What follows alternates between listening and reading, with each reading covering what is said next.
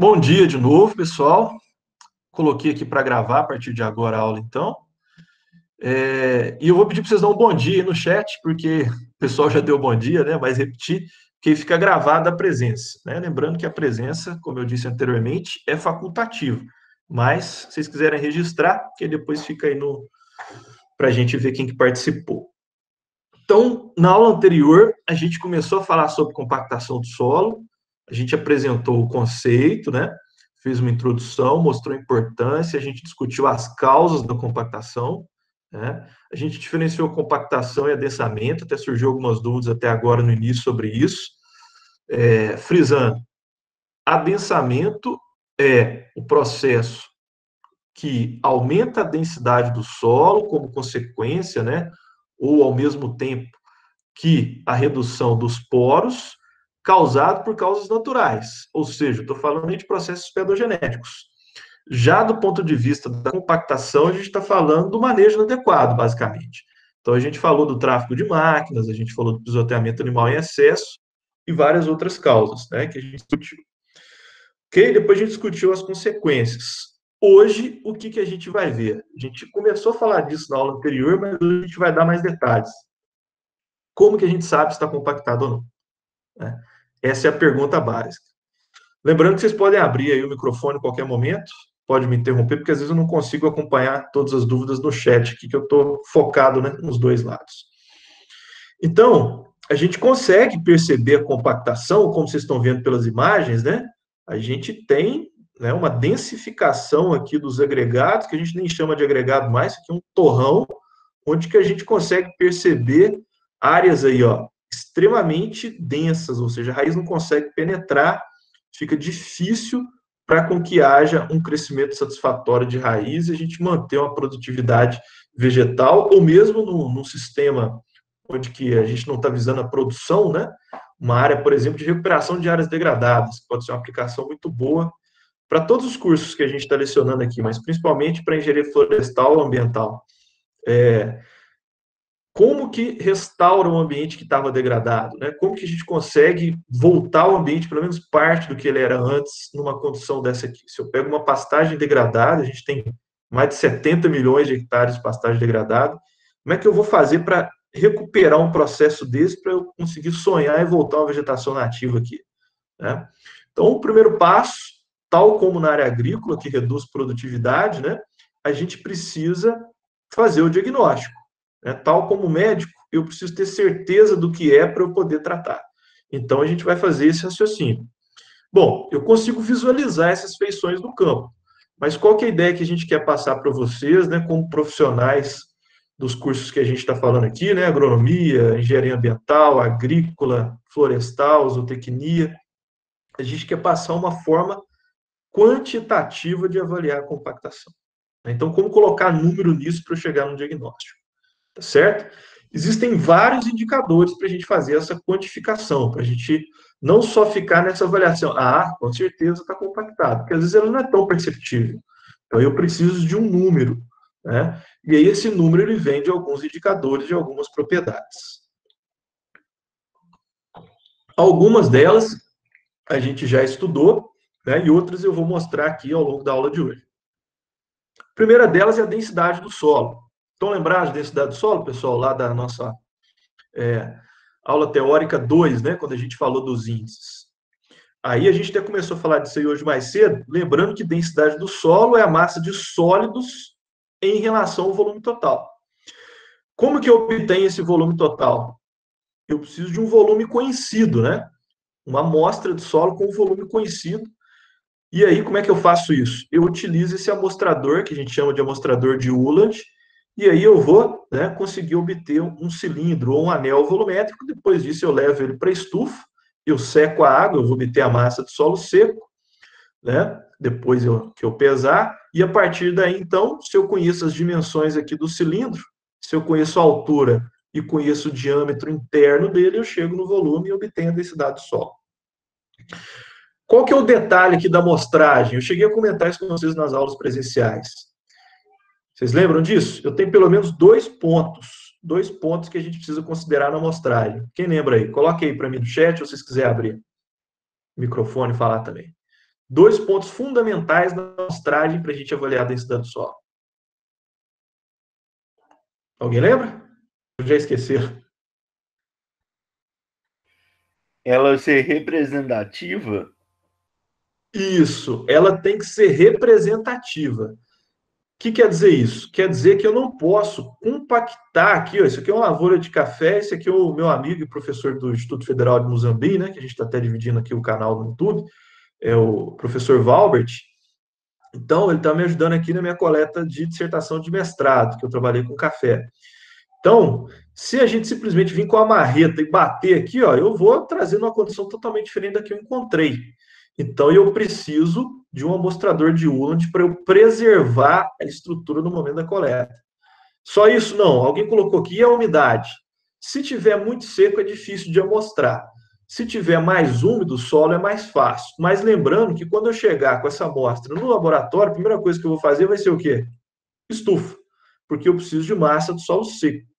Então, se eu coletar mais úmido ou mais seco, não interfere muito no resultado da análise, ok? Eu posso até molhar o solo para obter uma amostra de densidade, porque isso não vai atrapalhar o meu resultado, porque eu vou secar depois na estufa.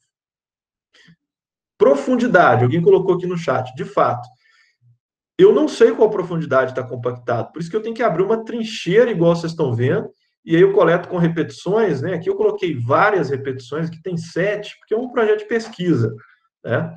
Para a gente fazer uma análise de extensão, para assistir uma propriedade rural, talvez não seriam necessários tantos, né? Depende do tamanho da propriedade, do tamanho de glebas. Vocês podem usar critérios parecidos com o da fertilidade. E aí a gente vai amostrar em diferentes profundidades para saber qual que está compactado ou não.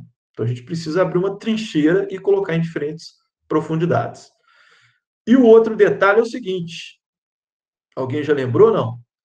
Esse cilindro aqui pode sobrar solo para fora aqui, para cima, para baixo? Não vai poder.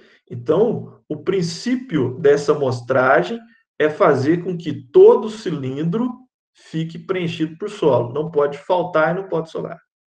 Tá certo isso? Beleza, gente? Acompanharam aí? Estão me ouvindo bem? Então, a ideia é essa: é ter uma amostra representativa e com volume conhecido, totalmente preenchido aí por solo. Beleza? E aí eu vou, então, amostrar. E agora vem o que tem de diferente. Isso aqui é uma revisãozinha do que a gente já viu, né? Agora eu vou colocar essa tabela aqui, ó. Qual será que é o valor que eu vou usar para interpretar? Né? Se fosse fertilidade do solo, a gente tem uma quinta aproximação, né? Que dá o valor básico de referência. Está desatualizado? Tá, mas ainda assim o valor de referência é agrupado no livro. Na física do solo, a gente tem um livro com valores de referência? Infelizmente, não. Né? A gente precisa obter esses valores de referência, e aqui eu trago um deles para vocês. A gente encontra isso em artigos científicos, né? Eu vou colocar alguns aqui para vocês. No caso de densidade, né, eu tenho que considerar o que na interpretação? A textura e estrutura, e além disso, a planta, né? O que eu quero dizer com isso? Solos arenosos têm densidade do solo maior do que os solos argilosos, como a gente já viu isso em aulas anteriores. Então, em função disso, um solo arenoso, né? Olha aqui, ó, esse é um trabalho feito no Rio Grande do Sul, da Universidade Federal de Santa Maria, mostrando. Aqui está variando a textura do solo, né? Aqui eu tenho o solo mais argiloso, certo? E aqui eu tenho um solo menos argiloso. Percebam que o limite crítico de densidade, o valor máximo aí que a planta poderia suportar de densidade do solo, sem restringir, né, o crescimento dela ou ter uma redução significativa do crescimento das raízes, é 1,36 nesse solo mais argiloso, certo? Só que aqui no solo arenoso é maior, é 1,66. Então, para interpretar a densidade do solo, eu preciso considerar a textura. Tá claro isso? Então, sempre que eu for interpretar a densidade do solo, eu preciso conhecer a textura. Tal como vocês fazem para interpretar o teor de fósforo no solo, certo? O fósforo num sistema arenoso, né, é muito diferente no sistema de solo mais argiloso. Então, eu preciso considerar a textura para recomendar fósforo. Para interpretar a densidade, é semelhante. Tá claro? Beleza? Dá um feedback aí. Tá tranquilo, gente? Bom, Além disso, como vocês estão vendo, cada planta vai tolerar uma condição, né, diferente. Então, aqui eu tenho valores para a soja. Se eu estiver considerando milho, se eu estiver considerando a gramínea, se eu estiver considerando a espécie nativa, muda tudo, tá certo? Então, a gente, infelizmente, não tem valores de referência para várias plantas. A gente tem para algumas, tá certo? Então, tem uma pergunta aqui, ó. Qual a densidade do solo que limita o crescimento da soja? Qual que é a resposta para essa pergunta? Ah, 1,36. Tá certo isso? Dá para responder um valor cheio? Não. A resposta é, igual o Rafael já colocou aí, melhor resposta de todas dessa disciplina, né? E quase tudo que envolve solos. Depende. Depende do quê? Vai depender do quê, pessoal, para interpretar o valor de densidade? Vai depender da textura. E se eu quiser detalhar mais, da estrutura também. Solos que têm estrutura granular têm uma densidade bem menor do que aqueles que têm estrutura em blocos. Então, se possível, também tem que considerar esse efeito. Tranquilo? Se eu quiser. Opa, tem uma pergunta aqui. Professor, por que a densidade do solo é maior no solo arenoso? Ah, beleza. Isso aí a gente falou, mas já faz um tempinho. Vamos recordar então. Se eu tenho aqui um agregado de solo arenoso e se eu tenho um agregado de solo argiloso, né? E vamos pensar que esse agregado tem 2 milímetros de diâmetro, ok? Qual que é a diferença do agregado do solo arenoso? Esse aqui, então, é o arenoso. O mouse não ajuda aqui, viu, gente? Perdão. E esse aqui do argiloso. Qual que é a diferença do agregado dos dois? O que tem presente aqui no solo argiloso? Eu tenho aqui várias partículas de tamanho pequeno, igual o colega está colocando, e entre elas, né, porque eu tenho um solo argiloso, eu tenho várias partículas de argila. Entre elas eu vou ter o quê? O que eu estou tentando pontuar aqui para ver se eu remito a memória de vocês a lembrar do que eu estou falando? Eu vou ter poros, eu vou ter espaço vazio. João Gabriel colocou certinho aqui, ó. Ar. A Aline ainda foi mais à frente. Microporos, exatamente. Eu tenho poros pequenos aqui que podem estar preenchidos por ar ou por água. Já no solo arenoso, esse agregado de 2 milímetros pode ser um grão maciço de areia muito grossa. E aí vai ter ar aqui? Não, isso é maciço. Não tem ar, não tem água. Se não tem ar, não tem água, né? Isso aqui é fechado, é selado, é maciço. A densidade do solo argiloso que tem poros, então, vai ser o que, pessoal? Menor do que o solo arenoso. E aqui eu tenho uma densidade que é, portanto, maior. Então, isso é o que explica a presença de poros nos agregados, se eu utilizar tamanhos comparáveis aí para entender isso. Ficou mais claro aí para quem perguntou? Beleza? Bom demais. Isso é importante a gente lembrar. Tanto é essa Professor, informação. Oi, pode falar. é só uma questão. É por isso que solo de várzea, que há um predomínio de argila, quando ele seca, parece que ele está mais duro, mais compactado. É por causa da característica da argila. Ah, tá. Aí é um pouquinho diferente, porque eu vou ter uma combinação de fatores. Nos solos de várzea, eu tenho o efeito da estrutura também. No solo de várzea, ele não vai desenvolver uma estrutura tão bem. Então, ele não, normalmente ele tem uma estrutura maciça, sabe? Em função disso, mesmo que eu tenha um solo mais argiloso ou mais arenoso, e aí entra o outro detalhe da várzea, né? Na várzea vai depender muito dos sedimentos que se depositaram lá. Então a textura ela vai variar muito, certo? Então, para interpretar a densidade do solo de várzea é difícil. Normalmente ele vai dar uma densidade mais alta, porque ele pode ter sim sedimentos arenosos, que vai fazer com que sobe aí o valor de densidade, mas além disso ele tem uma estrutura muito adensada. Opa, não compactada, adensada, já que é o processo de formação do solo de várzea não deixa com que ele desenvolva uma estrutura tão bem, né? Blocos igual de um argissolo, de nitossolo, muito menos grânulos, né? Igual vocês estão vendo aqui desse solo com estrutura granular, certo? Então, em função da textura, gente, né? Tá dois triângulos texturais que vocês vão lembrar da aula de textura. E dentro deles eu coloquei, por exemplo, aqui e aqui, ó, valores de referência de densidade crítica para alguns solos, né? Então, se vocês quiserem, desculpe, valores genéricos aí para orientar a tomada de decisão quanto a um valor alto de densidade crítica, né? Tá aqui valores de referência. Então, para um solo argiloso, variando de 1,38 a 1,62. O que quer dizer isso? Né? Quanto menos argila o solo tem, aqui por volta de 35, né? O valor crítico seria esse. Por volta de 60% de argila, esse aqui já seria mais ou menos aí o valor de referência. Tá certo? Mesma coisa aqui, ó, de 60% a 100%. Então, quanto mais argiloso, menor o valor crítico, certo? Porque eu vou cair naqueles solos com estrutura granular. Esse triângulo é válido para latossolos do Cerrado, que foi feito pelo, hoje, meu colega, professor Eduardo Severiano, lá do Instituto Federal Goiano, tá certo? Lá de Rio Verde. E esse aqui é um triângulo textural feito por alguns solos do sul do Brasil, pelo professor José Miguel Reichert, da Federal de Santa Maria.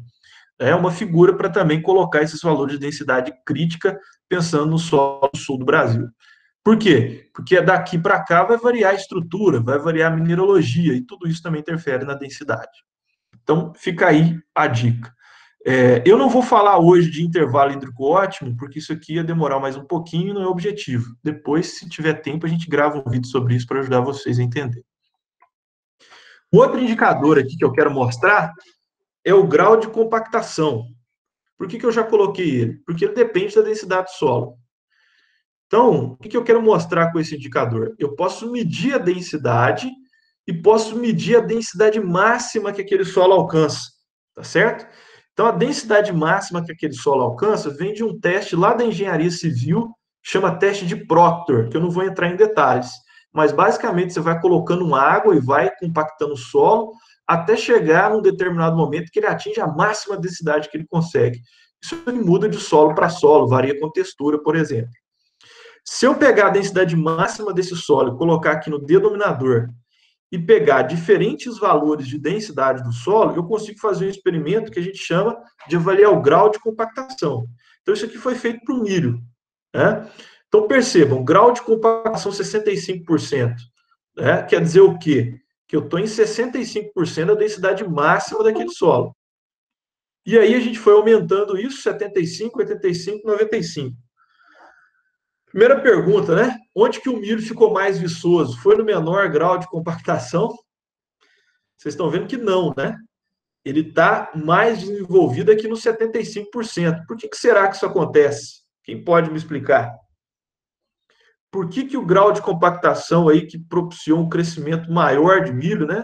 Dá uma olhada aqui no comportamento, ó. Foi maior no 75%. Quem quer colaborar aí com a gente? Coloca aí no chat, gente, que eu dou uma lida rapidinho, se vocês quiserem responder ou abrir o microfone também falar. Por que será? Tem a ver com o desenvolvimento da raiz, né? Está aqui do lado para a gente observar isso.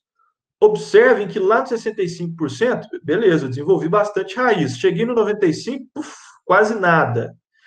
Mas para essa planta ter crescido maior aqui, ó, crescido mais, né? Com certeza essa planta teve um sistema radicular ainda melhor do que esse aqui. Por que será que é isso?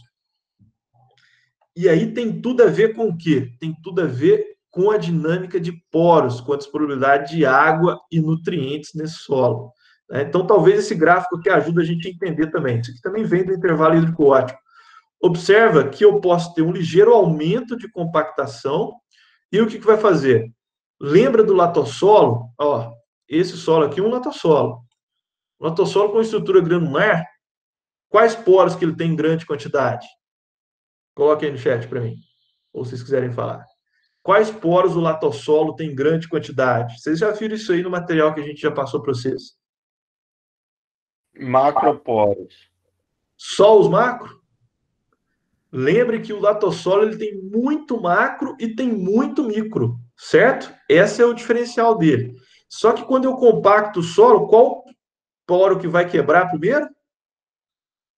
Quais poros que vão quebrar primeiro? Exatamente. Os macroporos vão começar a quebrar, mas eu vou ter algum prejuízo no caso do latossolo? Não, porque ele tem até macroporo excedendo a quantidade necessária para a planta, né?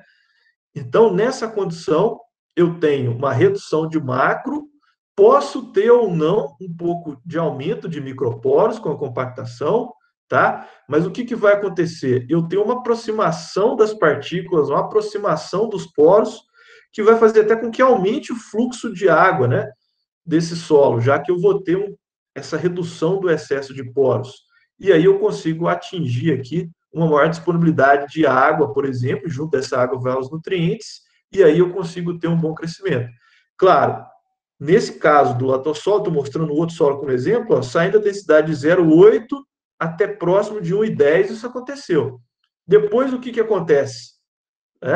O crescimento de raiz é prejudicado. Por quê? Porque aí eu começo a ter um comprometimento da disponibilidade de ar ou até mesmo um aumento da resistência mecânica do solo, que é o que a gente vai ver daqui a pouco, né? Que é a resistência à penetração. Então, posso perder um pouco de macroporos. Comecei a perder muito macroporo, aí não, aí a planta abre o bico, aí ela começa a sentir esse efeito. Então, o efeito é o quê? Qual que é esse formato que eu estou tentando desenhar para vocês aqui? Né? Que equação que isso aqui lembra para vocês? Uma equação do segundo grau, né? Uma parábola. Então, o que eu quero mostrar para vocês é isso, que o efeito da compactação, ele é parabólico. Então, no primeiro momento, o solo está muito solto. Isso aqui é muito típico de lotossolos. Aí vai existir uma faixa ótima e depois entra no comprometimento de macroporos, aumenta a resistência mecânica, e aí aquele efeito benéfico da água desaparece. E aí a planta começa a sentir. Olha o que está aqui no meu eixo Y, tá? A produtividade. Né? E veja que isso aqui muda de planta para planta. Tá claro isso? Todo mundo entendeu por que o efeito do aumento aí do grau de compactação ele é parabólico? Veja se vocês entenderam aí. Então, tem uma colocação legal aqui no chat. Quer dizer, então, que lá no caso do milho, que no 75% aqui, né, teve um efeito benéfico. Isso tem a ver com a condutividade hidráulica? Tem sim. Né? Significa que, como eu estou reduzindo os macroporos, eu estou tendo um prejuízo na condutividade hidráulica saturada, que é o que a gente vai discutir depois na aula de água, mas eu estou aproximando os poros, então os microporos mais perto ali da raiz, né, eu posso ter uma sinergia da absorção, do transporte de água ali direto do microporo para a raiz. Então, eu já estou falando da condutividade hidráulica não saturada, tá certo? Então, o raciocínio está correto sim. Beleza? Entenderam isso, gente? Então, vou perguntar para vocês, quer dizer, então, que a gente pode falar para o produtor que ele pode compactar o solo um pouco e depois plantar? Será que é sustentável? Será que tem juízo, né, tomar uma medida dessa? Claro que não, tá? Que fique claro. Então, não é viável a prática de, compacta o solo um pouquinho, que você vai ter um benefício. Não, nunca, jamais recomendem isso. Lembrem que no processo de cultivo, a própria semeadora já vai compactar um pouco o solo, tá certo? As próprias outras operações já vai compactar um pouco o solo. Então, essa condição aqui, essa escalada aqui, ela acontece sem a gente precisar dar um empurrãozinho. Então, não dê empurrãozinho, por favor, tá? Pelo amor de Deus, não dê empurrãozinho. Isso aqui já vai acontecer. Tá legal? Tá, a outra coisa que eu falei aqui é que muda, né? De planta para planta. Isso aqui, no caso do milho, vocês estão vendo aqui que 75% foi legal para o milho aí no latossolo. Então, isso vai mudar um pouco de planta para planta e vai mudar um pouco de solo para solo. Soja, por exemplo, pelo gráfico aqui, ó, vocês conseguem me dizer mais ou menos quanto que é o grau de compactação ideal para soja? O eixo aqui está ajudando, né? De 90%, né? Colocaram aqui no chat, a Aline colocou 80%. Então, isso é muito variável, tá? Eu tenho que decorar isso, eu tenho que consultar isso? Pergunta para quem? Quem que sabe de tudo hoje, né? Busque o seu buscador favorito, né? Então, criem o hábito de pesquisar no Google. Se você digitar, até digitei errado aqui, agora que eu vi, eu digitei na pressa, grau de compactação do solo para a soja. O Google hoje evoluiu tanto, né, que ele já mostra para você. A cultura da soja é favorecida por um grau de compactação intermediária aqui, ó, 86. E é isso mesmo. Eu já vi de 85 até 90 e poucos por cento. Então, digitem no Google a cultura de interesse de vocês, ou a planta de interesse, Verifiquem se é de uma fonte confiável. Esse site da Cielo é um repositório de artigos científicos, e esse artigo científico que eles puxaram aqui, ó, é do pessoal lá de Santa Maria, que é um grupo forte de pesquisa em física do solo e publicado na revista Boa, que é a PAB, né, a revista da Embrapa, Pesquisa Agropecuária Brasileira. Então, usem bem o Google, que ele vai dar essas informações numéricas para vocês. Acho que alguém quer falar aí. Escutei um microfone. Ou não? Não? Tranquilo? Tá entendido então, pessoal? Vocês entenderam o que é o grau de compactação? Beleza. Então, lembrem de consultar esses valores para cada cultura que for aí interessante para vocês ou para a planta. Bom, se compactação do solo é um processo de quê mesmo? Quem lembra do conceito? Aumento da densidade em consequência da redução do seu volume de poros. Então, eu posso usar a porosidade para avaliar a compactação, tá certo? Isso aqui é um experimento feito pela orientação do professor Moacir, né? E aí mostrando o seguinte: foi avaliado aqui na linha de tráfego e na entrelinha, na Rua do Café. Observem a diferença. Se eu utilizar porosidade total, que é a barra amarela, como é um latossolo, olha que beleza, né? Quase 70% de poros, né? 0,67. E aqui na linha de tráfego, de 67 caiu para 60, né? Teve uma redução. Beleza. Depois essa barra vermelha aqui são os microporos. Observe que de 37 até aumentou um pouquinho, foi para 39. Toda vez vai acontecer isso? Não necessariamente. Às vezes microporo não acontece nada, tá? Às vezes ele aumenta um pouquinho, às vezes nem mexe. Agora vejam macroporos. Saiu de 30, foi para 21. O que eu quero mostrar para vocês aqui? Qual desses três é melhor? Qual desses três é mais eficiente para detectar a alteração da porosidade, né, e detectar o efeito da compactação? Respondem para mim. Macro, micro ou porosidade total? Coloque aí no chat. O que vocês acham? Macro, micro ou porosidade total?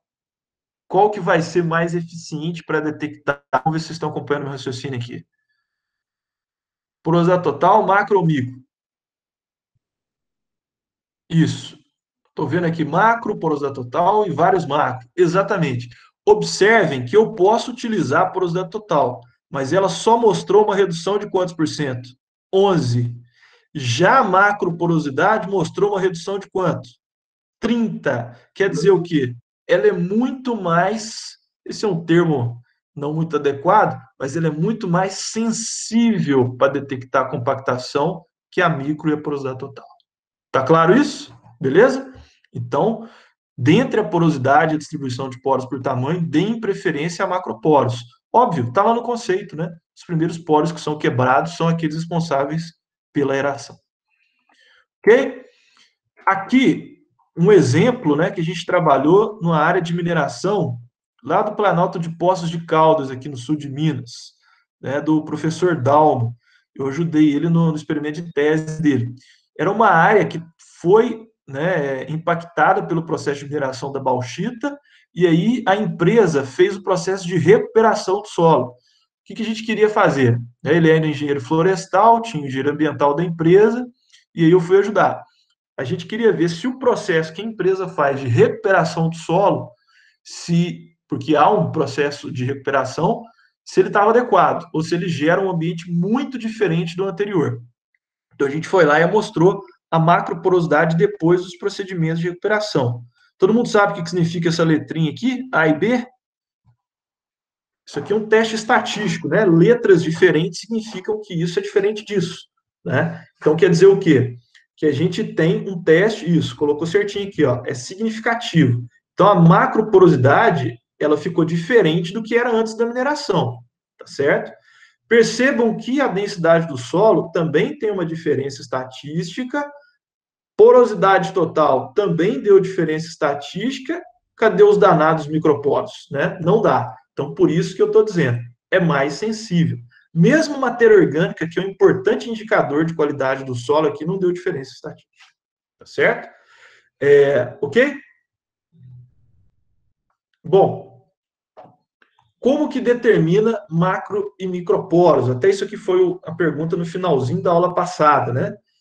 Isso aqui eu já mostrei para vocês, que a gente pode calcular a porosidade total por essa expressão, que desconta aí 1 menos a densidade do solo sobre a densidade de partículas, ou eu posso fazer o seguinte, pego uma amostra de solo, coloco numa bandeja com água, por capilaridade, essa amostra vai succionar a água, né? A água vai entrar na amostra pelos poros, primeiro pelos micro, e depois esses micro vão redistribuir essa água para os macro.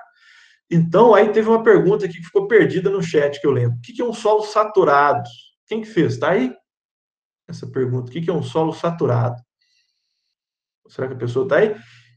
Então, solo saturado... Ah, aí, ó, foi a Ana Luísa. Ana Luísa, não tinha esquecido você, não. Essa eu consegui pegar. Solo saturado é aquele em que todos os poros, ou seja, tanto os micro, tanto os macro, estão preenchidos por água. Então, quando eu faço esse processo, todos os poros, esses poros aqui normalmente ficam com ar, mas se eles ficarem aqui nessa bandeja com água, o que vai acontecer? A água vai abastecer os micro e depois vai passar para os macro. Tá certo? Eu posso fazer o quê? Posso pesar essa amostra, né? Depois que eu pesei ela, eu anoto esse peso, tá? O peso saturado. Levo para a estufa, certo? Vai secar toda a água, só tem a massa do solo seco, tá certo? E aí eu posso fazer algumas relações. Então vamos lá. No caso de microporosidade, o que a gente faz de forma diferente aqui?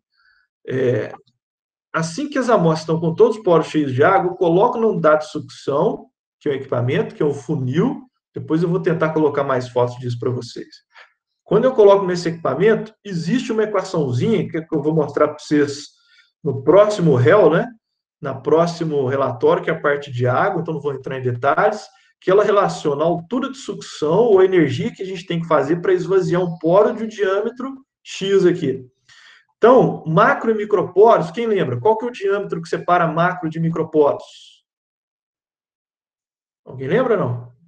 Isso, 0,05 ou 50 micrômetros, para ficar fácil, né? Ou 0,05 milímetros. Então, isso, corrigiu certinho aí. 0,05 milímetros ou 50 micrômetros. Se eu entrar na unidade de centímetros aqui com esse valor de diâmetro, vai dar uma altura H de 60. Quem tiver com a calculadora de celular fácil, aí vocês podem conferir isso. Entra com 50 micrômetros, vai dar 0,0005 centímetros, vai dar 60 centímetros de coluna d'água. Então, se eu esvaziar os poros com essa intensidade, eu vou esvaziar quais poros? Aqueles que drenam primeiro, que são os macro, tá certo? E aí só vai ficar água nos micro. Então, depois que passou por esse equipamento, se eu pesar aqui, eu tenho a amostra com microporos cheios de água, certo? Massa de água que ficou aí na amostra dos microporos, mesma massa de solo seco, descontando eu tenho a massa de água dentro dos micro, dividido pela densidade, eu tenho o volume de água nos micro. Dividido pelo volume do cilindro, que é o volume total, eu tenho a microporosidade. Certo?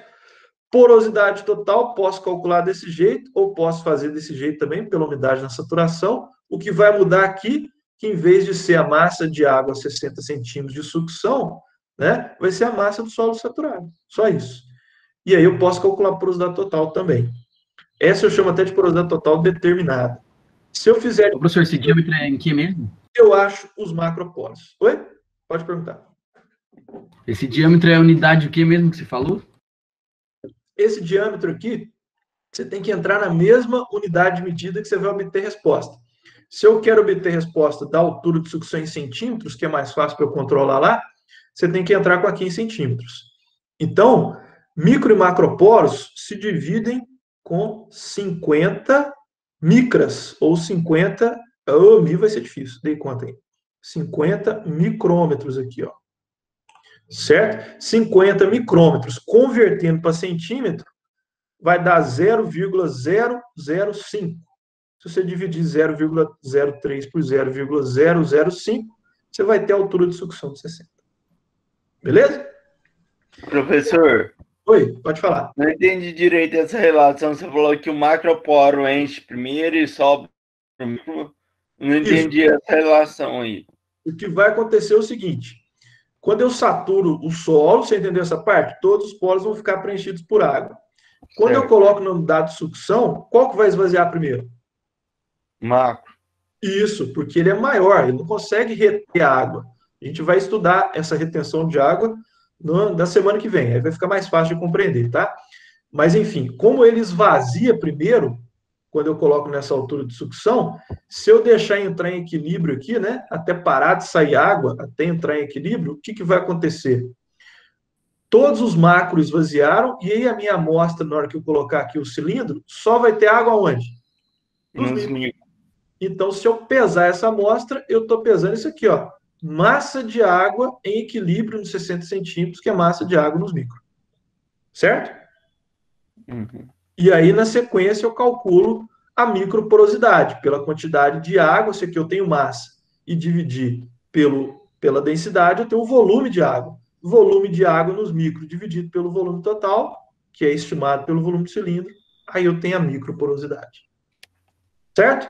E aí a macroporosidade eu faço por diferença, porque a água que estava nos macros saiu aqui, ó, foi embora. Então eu faço por diferença. Beleza? Beleza.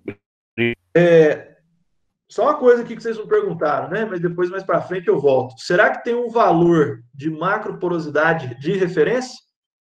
É? Existe sim. Tá? A primeira sugestão é que seja 0,10 centímetros cúbicos por centímetros cúbicos. Tudo bem? Mas esse valor muda um pouco naquela tabela de densidade que eu mostrei para vocês, ó. Tem aqui alguns valores de macroporosidade crítica para soja, por exemplo. Certo? Vou falar agora de um indicador diferente, que é a resistência mecânica do solo aí à penetração. Né? O pessoal já tinha perguntado, é importante a gente falar disso. Tá certo? O que é resistência mecânica à penetração, ou, a partir de agora, para simplificar, a gente vai falar como RP. Resistência à penetração nada mais é do que a força por unidade de área. Portanto, é uma pressão, tá certo? Resistência mecânica do solo, penetração de raiz, o RP, é uma pressão. Então, a gente avalia isso por meio de penetrômetros. Então, eu vou simular aqui a coifa da raiz com uma ponteira cônica, e essa força que a gente faz quando a gente aperta esse equipamento aqui no solo, pela unidade de área aqui, né, da área da ponteira cônica, eu tenho o valor de resistência à penetração. E eu tenho vários tipos de penetrômetros, tá certo? Vários tipos de penetrômetros. Eu já tive a oportunidade de trabalhar com esses aí da foto, né? Então, você tem esses penetrômetros que eles chamam de eletrônicos, que você tem que empurrar ele aqui, ele registra o valor. Você tem esse mesmo tipo de penetrômetro acoplado aí a quadriciclo, né, que o pessoal usa muito para agricultura de precisão, depois a gente comenta isso. Tem esse penetrômetro aqui, que é o de impacto, que foi projetado aí aqui no Brasil, principalmente pelo Stolf, Rubismar Stolf, professor lá da Federal de São Carlos, que eu acho que já se aposentou, deixou um legado muito grande no estudo da penetrometria de impacto. Eu gosto muito desse tipo de penetrômetro. E a gente tem o penetrômetro de bancada, que lá na UFLA a gente tem também, tá certo? Esse penetrômetro de bancada, qual que é a vantagem, né? Ou desvantagem também? Eu tenho que trazer uma amostra aqui e perfurar ele. Então, eu tenho que coletar na camada que eu quero aqui e trazer para o laboratório. Tá certo? Ah, professor, mas por que você vai fazer isso? Usa esses aqui que você já faz lá no campo e resolve. Vocês vão entender daqui a pouco. Né? Percebam que aqui um resultado mostrando a correlação, que quer dizer o quê? Esses penetrômetros, eles tendem, todos eles, a correlacionar bem com os valores aqui de densidade do solo, né? Observem que são todos altos os valores de correlação. Então, significa que eles explicam bem, né, o valor de densidade do solo. Na prática, o que eu faço com a penetrometria? Eu tenho uma ideia da densidade sem precisar coletar o anel. E com uma vantagem, eu vou perfurando o solo, então ele vai gerar um gráfico para nós, ó, resistência e penetração está aqui no X, e a profundidade que eu estou inserindo o penetrômetro no Y. À medida que vai ficando mais duro, ó, ele vai aumentando aqui, e aí eu consigo detectar que essa camada, ou seja, essa profundidade aqui, né, pensar que seja aí 20, 30 centímetros, é a que está possivelmente compactada ou que tem um adensamento. Certo? Quais são os fatores aí que vão influenciar na resistência à penetração e que a gente tem que ter em mente?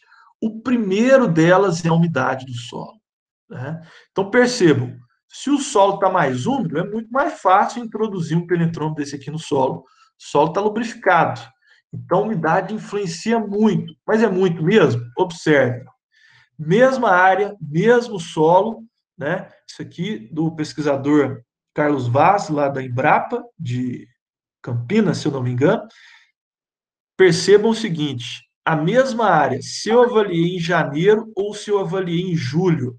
Em janeiro, o valor de resistência e penetração aqui, ó, próximo de 2, 2,2 de média. Já lá em julho, o valor foi para 9,8. Pensando aqui que é uma região parecida com a nossa, né? Qual que é a diferença de julho para janeiro aqui? Janeiro, nós estamos entrando em julho, né? O que vocês estão sentindo falta já? Não? O que não tem aqui no Brasil Central em julho? Chuvas, exatamente, Daniela, Aline, exatamente. Então, aqui, ó, na época seca, o valor de resistência e penetração muito maior, muito maior. E aqui do lado eu tenho um gráfico de umidade do solo mostrando isso, né? Mostrando que em julho o solo estava mais seco, em janeiro mais úmido, e isso que explica. Então, anotem aí, quem estiver acompanhando e anotando, né? Anotem.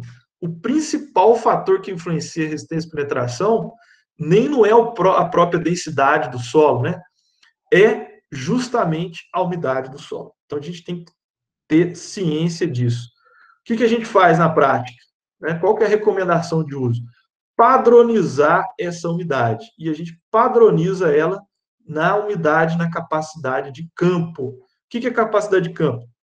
Na aula de água a gente vai discutir. É uma condição de água que o solo já drenou bem, e aí ele não está saturado, mas também não está seco. É uma condição intermediária, tendendo para o solo mais úmido. A gente vai explicar isso depois. Ou ponto de aragem, né? Que o pessoal aí pode conhecer também. Então, para a gente usar isso, a gente tem que padronizar. E nessa condição aí de 2 megapascal, seria o valor crítico que a planta suportaria para não ter um crescimento de raízes limitado. Isso aqui é um trabalho antigo, olha, da década de 60, e esse trabalho novo de 2011, aqui, mais recente, revisou isso. Então, na condição de capacidade de campo, um valor limite aí para a maioria das plantas, de forma geral.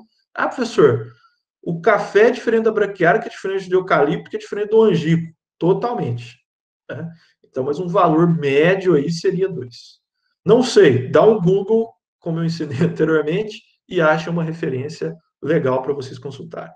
Tranquilo até aqui, pessoal? Vocês estão acompanhando bem?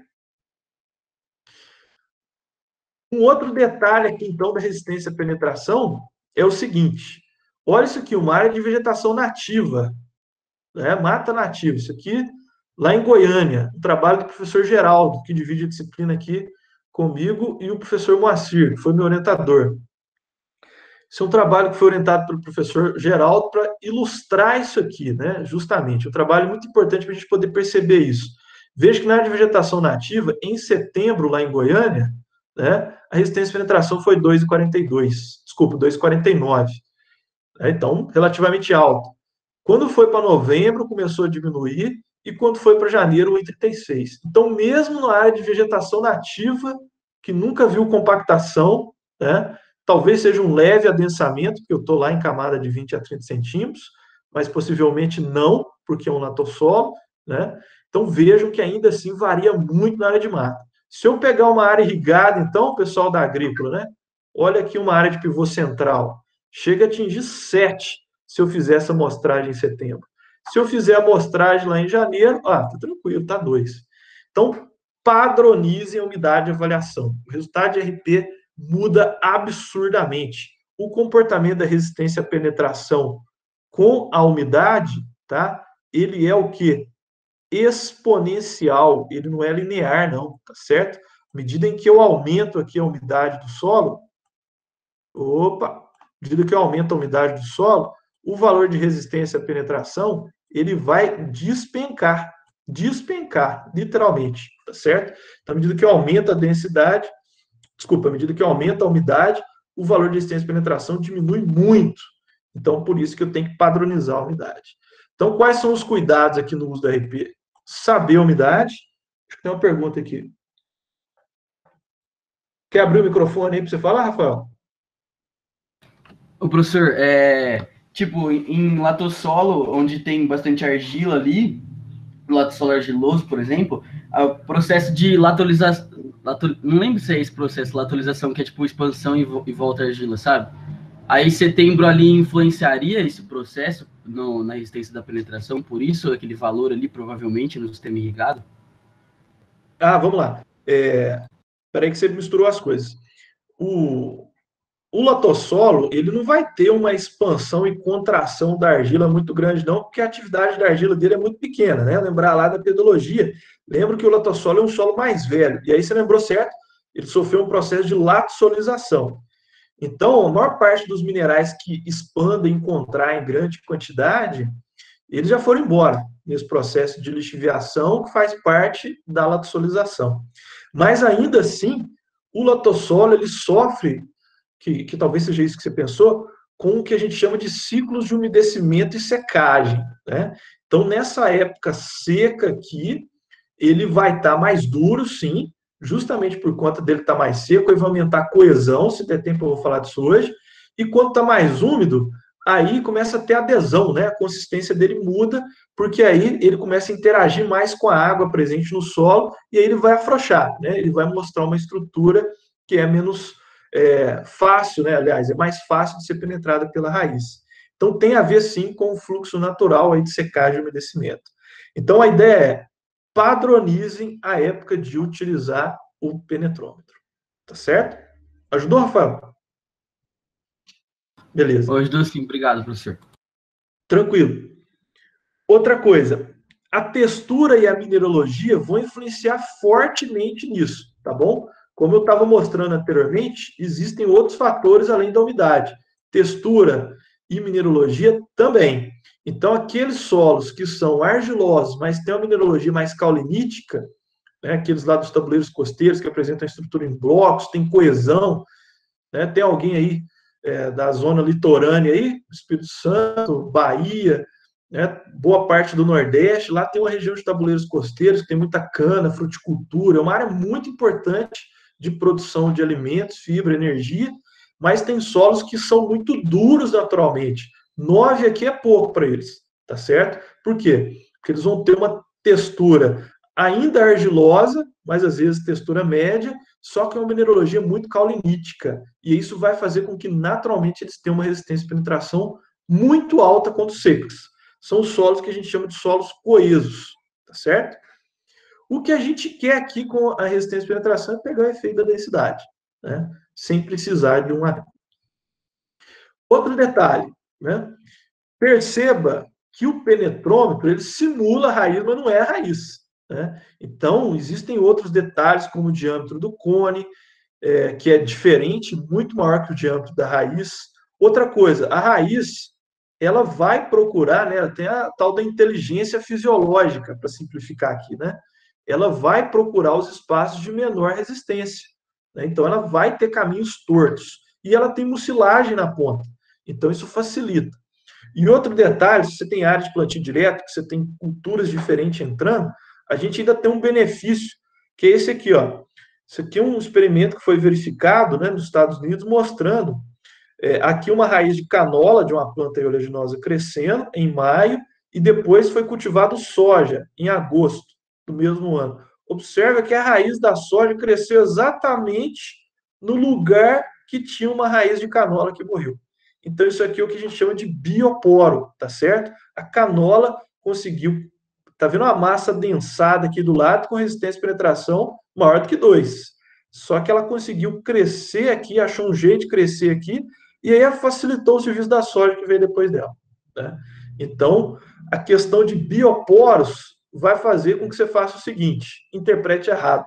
Ah, tá 2,2, tá 2,5, tá reduzindo o potencial produtivo da soja, por exemplo. Só que, na verdade, ela está crescendo um bioporo numa raiz de milho que morreu, numa raiz de trigo que morreu, numa raiz de feijão que morreu. Tá? Então, isso vai fazer com que a interpretação não seja ferro e fogo aí com o 2. Outra coisa que a gente tem estudado, e esse aqui é o trabalho do meu primeiro aluno de doutorado aqui da UFLA, né?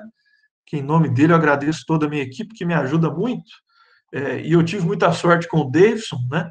excelente aluno que ainda está com a gente, mas está quase defendendo o doutorado.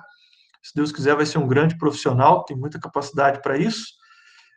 A gente conseguiu estudar a fundo essa questão da umidade e viu que nessa área da capacidade de campo, que é onde que é o recomendado, a gente não consegue diferenciar muito bem as áreas compactadas de uma área que não está compactada.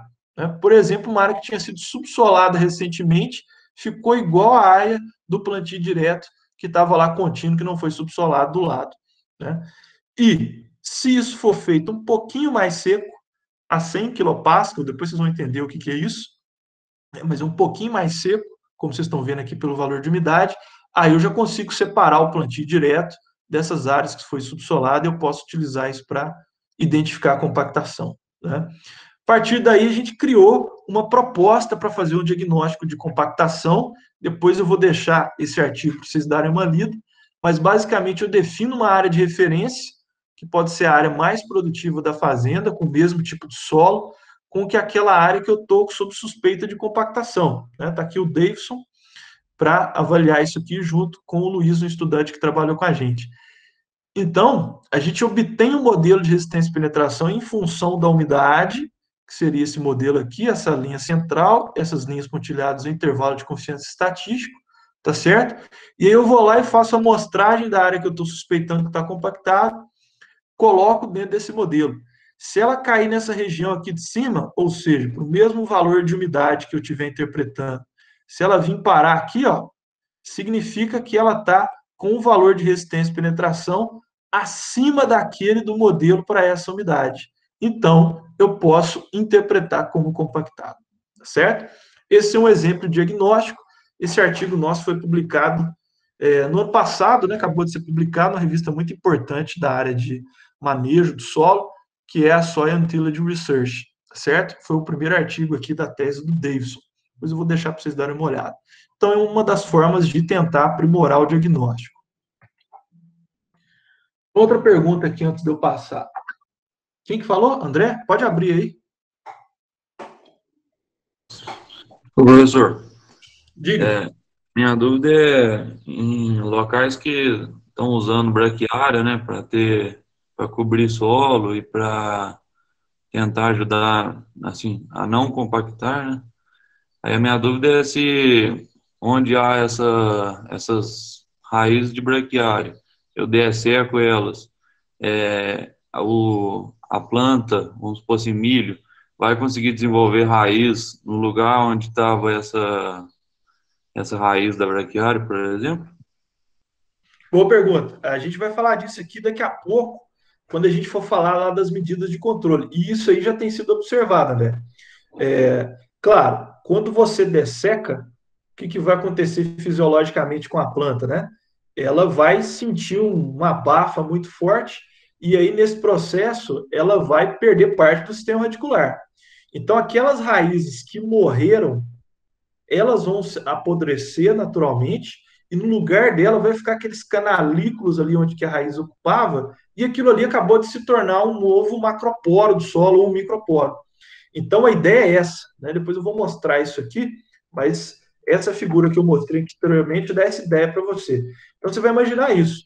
Aonde que a braquiária morreu, quando você dessecou ali, ela sentiu e morreu, parte das raízes dela que morreu, a ideia é que a raiz do milho que venha depois, né? Ou seja, quem vai aproveitar mais não é o milho em braquiária ali no consórcio, não, porque ali os dois estão vivos ao mesmo tempo, né?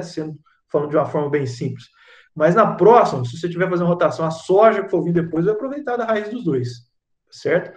Durante o consórcio, você tem um benefício também, porque a raiz do milho e da braquiária que estão ali, as duas estão ajudando a descompactar o solo. Obviamente, a braquiária, eu vou mostrar para vocês aqui, eu tenho foto disso, tem um poder de fazer isso bem maior. E aí depois as culturas que vão vir depois vão se aproveitar. Eu não sei se eu consegui te responder agora, mas eu ainda tenho mais informação sobre isso aí para a gente conversar mais adiante. Beleza? Beleza. Gente, vamos interrompendo aí, porque senão só eu falo, eu canso aqui. A voz aqui e a água já está acabando. Vocês podem abrir o microfone e falar também, fiquem à vontade. Bom, agora vamos tentar comentar aqui mais rapidamente. Com quanto tempo de aula que a gente já está aí? Quase uma Só hora. um adendo aqui. Quem está falando? Eu, Rafael. Ô, Rafael, pode falar. Então, por causa desse fato de que as raízes podem ser desses espaços deixados por culturas anteriores para crescer, coloca em xeque a credibilidade desse método para avaliar a compactação ou não? Nada a ver. Legal, legal. Sim, não coloque em xeque, né? Colocar em xeque é uma coisa muito taxativa, mas com certeza isso vai enviesar, ou enviesar também é forte, mas vai confundir um pouquinho o poder diagnóstico de todos os métodos que a gente tem, tá? Então, esse é um erro que está associado. Então, é muito comum, por exemplo, eu já fui em reuniões do SESB, aqui do sul de Minas, onde o pessoal comentava: vamos ver o que está limitando a soja de alcançar um potencial produtivo muito maior. E aí o pessoal faz um diagnóstico de tudo, faz análise da química do solo, da fertilidade, aí, a fertilidade está muito boa, não é? Aí chega na física. Aí tem lá, tem fazendas que atingiram um potencial produtivo de mais de 100 sacas de soja, mas ainda assim estava com resistência de penetração de 4 megapascal. Então, o que nós vamos fazer? Vamos subsolar essas áreas para elas voltar para 2 megapascal e aí a gente ir para 150 sacas? Não necessariamente, né? Então, lembra que tem, como eu disse anteriormente, né? A gente tem que ter cuidados, e aqui eu dei destaque para o penetrômetro, mas isso aqui vale para todos os indicadores. A gente tem que ter cuidados, porque a gente está tentando reproduzir o que a raiz faz. Então, a gente está usando sensores, a gente está na tal da agricultura 0.0 aí já, né? A gente está tentando, tem sensores mais simples, mais complexos, né? A gente, por exemplo, hoje está trabalhando com resistividade elétrica. Acho que eu tenho uma imagem aqui para mostrar depois. Então, a gente tem vários sensores para tentar perceber essa condição com que a raiz está. Mas todos eles, existe sim uma fonte de erro, existe um confundimento. E nesse caso é um confundimento até positivo, né? Porque significa que você está subestimando a capacidade da raiz. Beleza? Bom, vamos falar um pouquinho agora, se persistir a dúvida, e depois a gente volta a dialogar disso mais à frente. Sobre como evitar ou como controlar a compactação. Estão cansados aí? Vocês aguentam mais um pouco? Como é que está o fôlego aí? Beleza? Então vamos lá. Com relação à questão de evitar ou controlar a compactação, tem o seguinte: a gente, obviamente, né, a melhor forma de não ter o problema é prevenir ele, é evitar esse problema de acontecer. E aí existem, né, formas de se fazer isso. O objetivo vai ser sempre fazer o quê? Minimizar a compactação, porque ela vai ocorrer. Está intrínseco da atividade agrícola, né, se a gente está nesse contexto.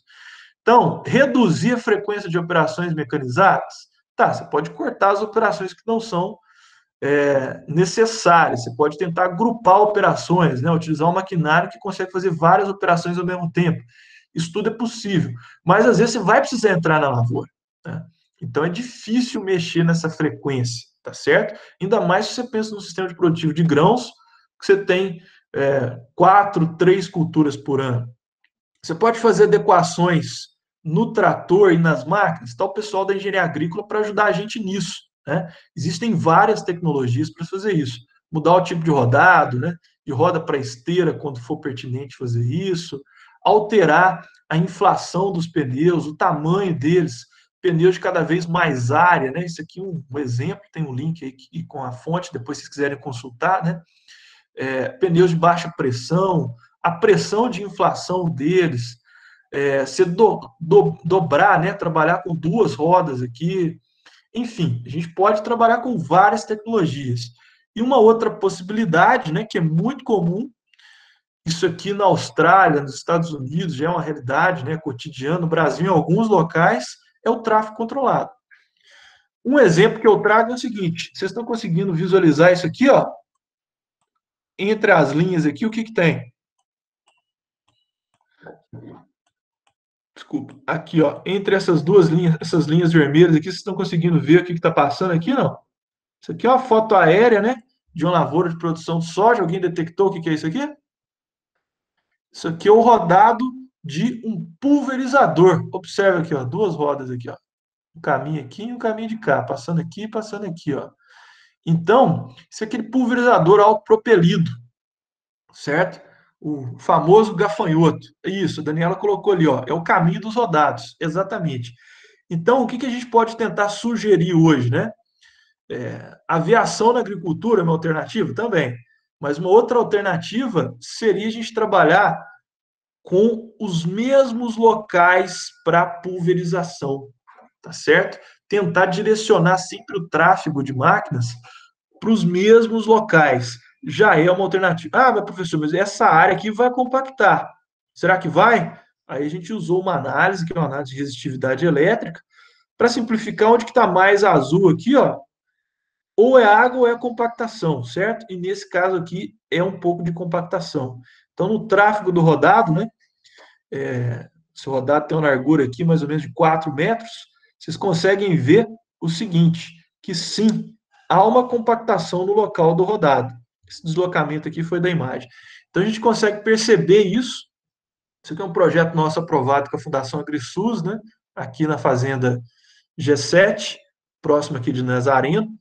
Então, mostrando que sim, você tem uma compactação no rodado, mas é muito melhor essa compactação ficar restrita aqui, porque você começar a pulverizar assim, assim, assim, assim, e assim vai, né?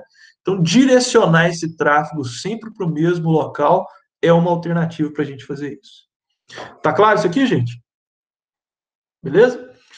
Outras alternativas que a gente vai agrupar agora do ponto de vista agronômico, né?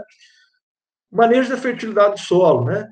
Claro, se o solo está com uma alta CTC, com um bom teor de matéria orgânica, se ele está fértil, você fertilizou, fez calagem, gessagem, adubou, as plantas vão ter muito mais capacidade de conviver com a compactação, tá certo? Então, é lei do mínimo. Se você consegue melhorar todos os lados, compactação vai continuar restringindo? Vai, mas vai restringir menos porque os outros fatores estão ajudando, tá certo? Então, o aumento da matéria orgânica, né? A redução das operações de preparo do solo, evitar, né, fazer aração todo ano, caminhar para um plantio direto, cultivo mínimo, utilizar espécies mais resistentes quando for possível, além do manejo da água e evitar o solo, trafegar o solo quando ele estiver muito úmido, que é o que a gente vai falar daqui a pouco, lembrando da aula anterior, que a gente falou que a umidade do solo interfere muito no processo de compactação, certo? Então, a adoção de um sistema mais conservacionista como o plantio direto, a matéria orgânica, ela é o seu anjo da guarda, né? Como diria o professor Carlos Alberto Silva, aqui do Departamento de Solos da UF. Né? Então, quanto mais matéria orgânica, a gente vai certamente tornar o sistema mais resiliente à compactação. Do ponto de vista da água, aí a gente precisa entender, eu vou falar disso aqui bem rapidamente, em função do tempo, o que é a consistência. Então, consistência é a manifestação das forças de coesão e adesão, que vai variar com a umidade do solo.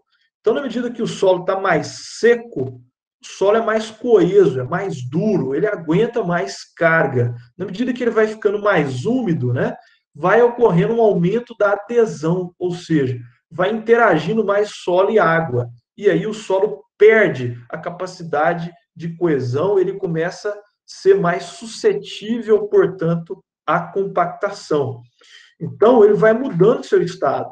Quando ele está seco, ele é muito duro, e aí a gente tem uma zona intermediária que é friável até ele ficar pegajoso, plástico, e lá no saturado, que a gente não quer de jeito nenhum, onde que ele está viscoso, né? Pensando do ponto de vista agrícola aqui.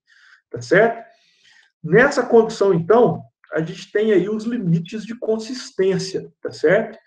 Qual que é o ideal? Qual que é a faixa ideal para a gente trafegar o solo? Quem sabe me responder isso? Quem já fez máquinas? Ou o pessoal da agrícola aí que deve estar mais antenado essa questão.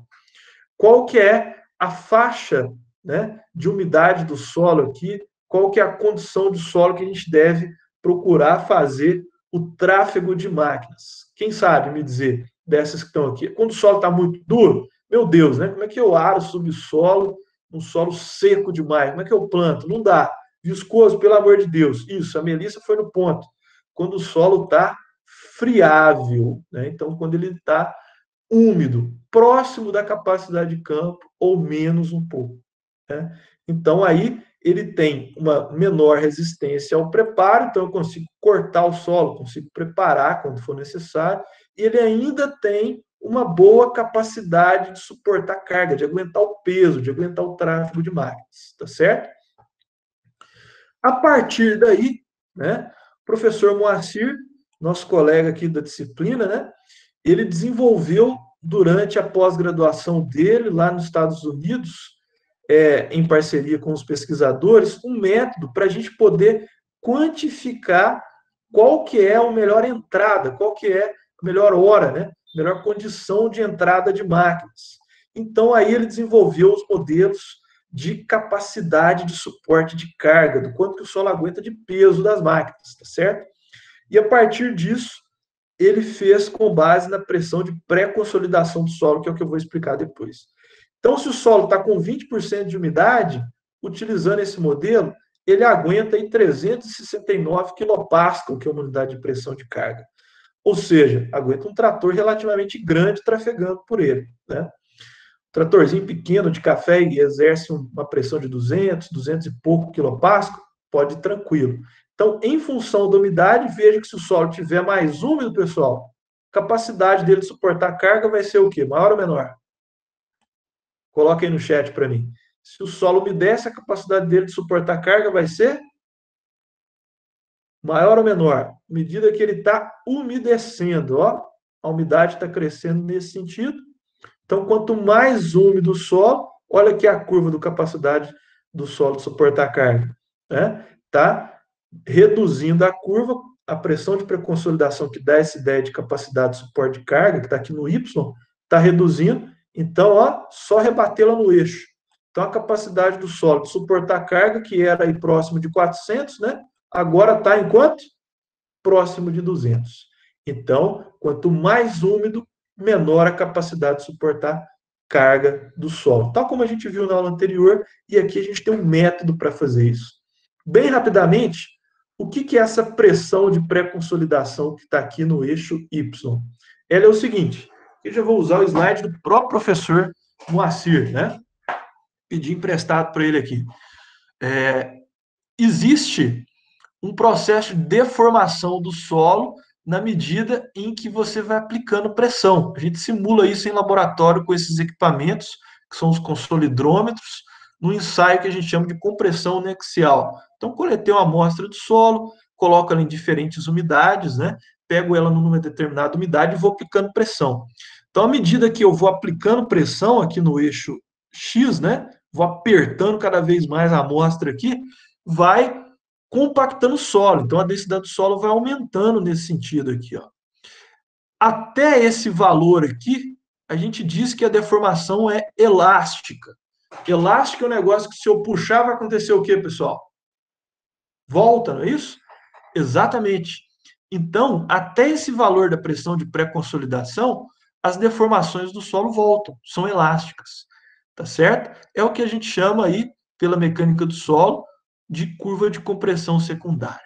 A partir desse valor aqui, ó, que ele vai estar associado a um valor de densidade também, né? Eu tenho que, se eu aplicar mais pressão no solo, o que vai acontecer? Ele começa a deformar mais, vai aumentar a densidade e a deformação fica o quê? Plástica. E aí, em oposição ao efeito elástico, plástico é o seguinte, puxei, ficou. Então, você pensar numa mola, se você for puxando, ela volta. Puxou, ela volta. Só que se você puxar esticar uma determinada quantidade lá, ela não volta mais. Por quê? Você meio que arrebentou, estourou a mola, então ela não volta mais, você tem a deformação plástica. Esse é o comportamento do solo, que a gente chama de elastoplástico. Ele é elástico até um certo ponto e depois ele é plástico. Que ponto é esse? A tal da pressão de pré-consolidação.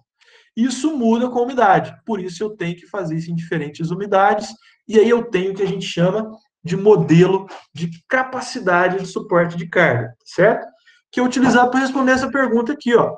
É um método preventivo, então, né? Um método de evitar a compactação. Qual que é a máxima pressão que eu posso aplicar no solo para evitar de ocorrer compactação? Tá certo? Depende da umidade. Se a umidade aqui, nesse caso desse solo, for 20%, 0,20, ele aguenta 120 kPa. Então, ele não aguenta um trator aí que causa 200, tá certo? No manual de cada trator, existe a pressão que ele aplica. Se vocês digitarem no Google, e aí tem trabalhos do professor Moacir, do pesquisador César Araújo Júnior, que é lá do Iapar, do Paraná, que foi orientado dele, ele fez uma compilação aí de vários tratores, por exemplo, da lavoura cafeeira, né, colhedora, vários tratores. O Zélio, que também é colega nosso, professor lá da Universidade Estadual de Minas Gerais, que também foi orientado pelo professor Moacir, e outros alunos dele, ex-alunos dele, também fizeram uma compilação aí de equipamentos do setor florestal, tá? Tem vários trabalhos no setor florestal mostrando quanto que eles aplicam de carga. Então, você sabe aí, em função da umidade do solo, qual que é a máxima pressão que suporta. E o contrário também dá para fazer, tá? A gente pode entrar aqui com o valor da pressão, beleza? E descobrir, o trator aplica 200, qual que é a umidade que eu tenho que entrar? E aí eu meço a umidade do solo e vejo se pode entrar com esse trator, tá certo? Como medir a umidade? Aula que vem. Então, a pressão de pré-consolidação, como eu disse, é uma ferramenta para a gente ter aí uma prevenção da compactação, já que eu sei o tanto, né? É a única ferramenta que possibilita isso, né? Descobrir qual que é o tamanho do trator em função da quantidade de carga que ele aplica, que pode entrar para uma determinada umidade. Então, uma ferramenta para a gente evitar aí a degradação da estrutura do solo, que é esse importante impacto ambiental que a gente discutiu na aula anterior. Beleza? Outra coisa que dá para se fazer, né? Aquele modelo do Davidson que eu citei para vocês, que a gente desenvolveu para resistência e penetração, veio daqui. O professor Moacir também utiliza esse modelo, né? Para a gente identificar se uma determinada operação mecanizada vai causar ou não compactação. Então, coleta uma amostra. Se ela cair nessa região aqui, para um determinado valor de umidade, significa o quê? Que a região vai ser, sim, importante, vai ter problema de compactação. Já ocorreu. Se cair nessa região 2 aqui do intervalo de confiança, significa que é uma região que tem tendência de compactar o solo. E se cair aqui abaixo, na região 3, significa que a operação aí não causa compactação. Mais detalhes sobre isso é o material que eu deixei para leitura para vocês, o arquivo número 2 lá. Se tiver dúvida, depois a gente conversa disso. Bom, e para a gente fechar a aula, vamos falar aqui agora do controle da compactação. Alguma dúvida aqui, pessoal? Até aqui? Beleza? Então, o último tópico que a gente vai discutir aqui rapidamente é a parte de controle. Então, as medidas curativas, né? Primeiro que aparece aqui é um gradão, né? Então, a gente fala que é para evitar usar grade, plantio direto, mas é claro que a grade e o arado são equipamentos para a gente quebrar a camada compactada. Então, se já está compactado, se eu diagnostiquei por esses vários métodos que a gente mostrou anteriormente, né, eu posso usar a grade para quebrar, né? Posso usar o arado para quebrar. No sul, o pessoal usa muito esse equipamento aqui, ou variantes dele, que são os escarificadores. E se a compactação for em subsuperfície, a gente vai ter que usar subsolador, que tem mais capacidade, né? A subsolagem é uma operação que alcança profundidades maiores no solo. E aqui um subsolador florestal, né? Nas áreas aí de eucalipto, às vezes esse subsolador pode chegar até 1,20 m, né? 1,5 m tem subsoladores, dependendo da intensidade da compactação do solo, quanto que ela compactou em profundidade. Então, professor, tem um, só te interromper um pouquinho, tem um subsolador na International Paper, eles colocaram ele no skid, ele está alcançando mais de 2 metros. Nossa, esse eu nem conhecia. Então, se existe esse subsolador, significa o quê, pessoal? Significa que tem compactação chegando a quase 2 metros, né? Claro, pode ser também adensamento, né? Existem áreas que, para você viabilizar o cultivo já em solos adensados, você já tem que quebrar. Então, existem vários tipos de... O que muda do escarificador para o subsolador? Vocês perceberam aqui a diferença? Qual que é a diferença? Quando que eu uso o escarificador ou quando que eu uso o subsolador? Depende do que aqui?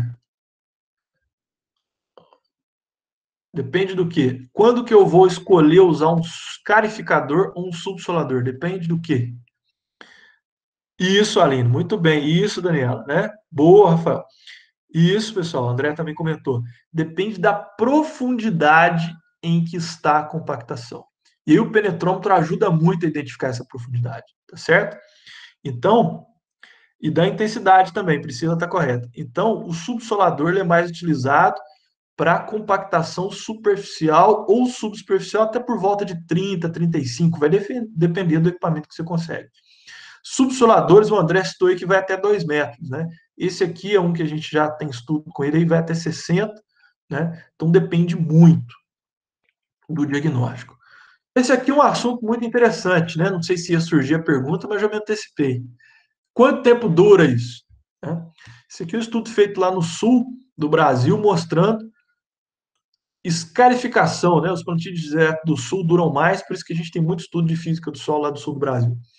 Os plantios direto lá começaram mais cedo, né? Aqui na região a gente tem com 15, indo para quase 20 anos, lá já tem mais de 40. Dá uma olhada. Plantio direto contínuo, vamos olhar a macroporosidade? Todo mundo concorda comigo que ela é um excelente indicador agora? Macroporosidade está aqui, ó, batendo em quase 20 no plantio direto contínuo. Foi utilizada a escarificação. Acabei de escarificar. Opa, aumentou a macroporosidade. Bom, né? Excelente. Passou-se 6 meses. Beleza, persistiu o aumento da macroporosidade. Opa, começou a cair aqui depois de um ano. Depois de um ano e meio, pessoal. Depois de 2 anos. E o que aconteceu aqui depois de 2 anos? Quem fala para mim? Depois de 2 anos que escarificou, o que vocês estão observando aí? Qual que é a interpretação? Depois de 2 anos, a macroporosidade ficou até um pouco menor do que a condição inicial, né? Então, percebam que essas operações elas não vão durar muito tempo, não. A ideia, isso aqui vai variar de solo para solo e da intensidade, né? Então, exatamente, reconsolidou, que é o termo que a gente utiliza aqui, né? Ou voltou a ser compactado. Então, observe que esse aumento ele vai variar de acordo com o sistema de manejo que o produtor está adotando. Mas isso aqui pode acontecer em 1 ano, em 2 anos, em 3 anos, em 5 anos, tá certo? Em 10 anos, depende muito do sistema de manejo. Por isso que o diagnóstico ele tem que ser com uma frequência que eu diria que pelo menos anual, tá bom? Para a gente ver o que está acontecendo, a gente tem que acompanhar. Esse aqui é um experimento nosso, feito aqui na Fazenda G7, né, em parceria ali com o grupo Reagro. A gente está verificando uma área fantástica de produção do grupo G7, de produção de soja, milho, trigo, feijão. A gente fez um experimento de subsolagem e escarificação nessa área, tá certo? A Daniela está pedindo para repetir o termo adequado. O termo aqui que a gente utiliza é reconsolidação da estrutura, ou reestruturação do solo, tá bom? Em vez de recompactação. É só o mais usual. Beleza? Beleza. Pessoal, aqui então, ó, o experimento que a gente comparou o escarificador, que funciona tanto lá no sul, né, com 2 tipos de subsolador, e a gente ainda colocou esses subsoladores junto com o calcário. Aqui o calcário não teve efeito nessa área, porque era uma área bem fertilizada já, tá certo? Mas entre o subsolador e o escarificador, dá uma olhada aqui a resistência de penetração está no X e a profundidade no Y.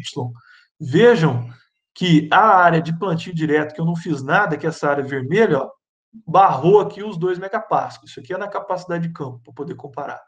O escarificador não deu diferença. Já as áreas subsoladas reduziu aqui, ó, bastante a resistência à penetração, tá? Então era uma compactação já intensa, isso aqui é uma área com 10 anos de plantio direto contínuo, então chegou a hora da compactação do plantio direto. Se fosse uma área de plantio convencional, talvez chegaria com 2, 3, 5 anos. Com um bom plantio direto, como vocês estão vendo aqui na região do sul de Minas, né? Uma área muito boa, muito produtiva. Isso chegou mais tarde, mas chegou. Então a gente detectou e dá uma olhada no efeito da produtividade, tá certo? Essa produtividade é na soja que veio logo após a compactação, a descompactação feita pelo subsolador, tá certo? É a soja que veio logo depois. A gente está monitorando isso aqui é desde 2015, 2016, 17, 18, até agora, e aí a gente já está vendo essas duas produtividades aqui se igualarem, tá certo? Então, sim, volta também. Esse efeito aqui, ele foi fantástico no primeiro ano, mas ele vai voltar também, tá certo? Questão da agricultura de precisão e de compactação, né? Não é nem propaganda, porque não tem no Brasil, depois vocês dão uma olhada nesse site aqui, ó, o site mais fantástico que eu ouvi falar disso, né? De utilizar GPS. O professor Santi, lá da Federal de Santa Maria, trabalha muito com isso, né? O professor Molim também, lá da Exalc, de Piracicaba. Então, tem vários professores aí, pesquisadores, empresas hoje utilizando a agricultura de precisão, né? A gente pode monitorar a resistência e penetração manualmente, mas tem quadriciclo. Então, você faz um mapa para descompactar. Isso aqui tem que ter muito cuidado, muito cuidado, muito cuidado. Por quê? Se esse mapa, se essa amostragem for feita fora da capacidade de campo, e aí, queridos, né? Como que a gente vai interpretar se está compactado ou não? Né? Então, tem que ter muito cuidado com a umidade na hora de trabalhar com agricultura de precisão, tá certo? E aí, depois utiliza, a colega já lembrou, o QGIS, né? Então, aí você utiliza o software de GIS, interpola os pontos e gera os mapas, certo? Dê uma olhada nesse site aqui, que é bem interessante sobre isso. E, por último, as medidas curativas, pensando na parte biológica. Então, o princípio é esse aqui, ó. Criar poros no solo, como a gente já falou aí um pouquinho antes, para responder a dúvida do colega.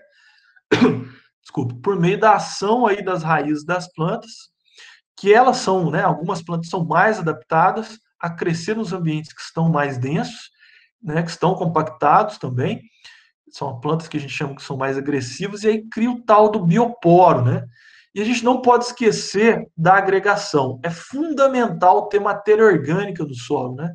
Pensar em todos os fatores, matéria orgânica é o principal, mas lembra que num solo argiloso isso é mais fácil, lembra que os íons que estão presentes influenciam, então a calagem vai influenciar nesse processo, a gessagem. Então, combinando aí o crescimento de plantas na forma e da matéria orgânica, né? Produzindo matéria orgânica. Aqui, ó, quando eu aumento o aporte de matéria orgânica, carbono incorporado, eu aumento a agregação do solo, né? Então, eu posso fazer isso de diferentes formas, por meio de rotação, sucessão, consórcio. Aqui o que eu queria mostrar, acho que era o André que tinha perguntado, né, André? Isso aqui é uma análise recente, um trabalho de 2020, ó, fresquinho, acabou de sair. Dá uma olhada na raiz da braquiária brisanta, da braquiária rosisiensis e do milho. Diferente ou não, pessoal? Isso aqui é uma análise de tomografia computadorizada. Muito diferente, né? Então, veja a capacidade. Isso aqui é o mesmo solo. Experimento lado a lado. Veja a capacidade diferente dessas plantas. Veja que aqui o milho com a sua raiz adventícia, né? E o restante de suas raízes fasciculadas não tem o poder de crescer raiz que tem essas duas plantas. E o que está disparando muito, né? É a braquiária brisanta. Aqui o experimento do meu colega e amigo, professor lá do campus de Rio Verde, do Instituto Federal Goiano, mostrando que a recuperação da estrutura com braquiária brisanta, e aqui ele está num nível, né, de avanço lá, que ele já está testando até várias brisantas, comparando com a decumbens, comparando aqui ó, com a MG4, né, que é uma brisanta antiga, com a Resusiensis e com as próprias plantas daninhas, né, como tratamento e controle. Olha o poder das braquiárias brisantes, né? Então, isso aqui precisa ter mais atenção. Um trabalho do professor Juliano Colonego, lá da Unesp, em São Paulo, né, mostrando também o poder aí do consórcio milho-braquiária em reduzir a resistência à penetração, aqui de forma estatística, né? Então, aqui eu mostrei gramíneas, mas são vários os tipos de plantas que podem ser utilizados. Hoje o pessoal está usando mix de plantas. Eu estou com uma parceria com o professor Silvino, que é meu amigo, desde a época que a gente era professor junto lá em Sete Lagoas. A gente está desenvolvendo alguns trabalhos, se alguém tiver interesse, a gente pode conversar.